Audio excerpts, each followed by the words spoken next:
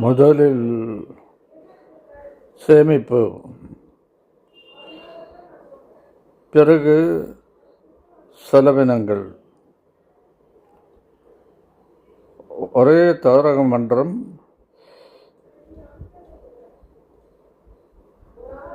மாத ஊதியத்தில் நீங்கள் முதலில் செய்ய வேண்டிய கடமை சேமிப்பு, பிறகு செலவினங்கள். மாத கடைசியில் அந்த செலவினங்களில் அதிகமாக போகாமல் சேமிப்பிலிருந்து எடுக்கக்கூடாது. இதேதான் மற்ற வருவாய் உள்ளவர்களுக்கும் பொருந்தும். முதலில் சேமிப்பு, பிறகு செலவினங்கள். 100 ரூபாய்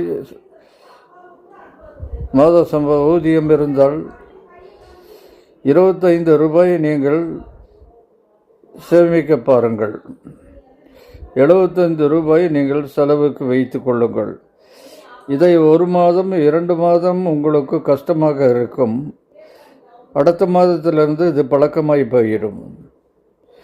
நீங்கள் உங்களுக்கு எவ்வளவு செலவுக்கு இருக்கிறதோ அதுக்கு தகுந்த மாதிரி நீங்கள் செலவு செய்ய பழகிக்கொள்வீர்கள். ஆகவே நண்பர்களே, சேமிப்பு செலவினங்கள், சேமிப்பு செலவினங்கள், சேமிப்பு செலவினங்கள்.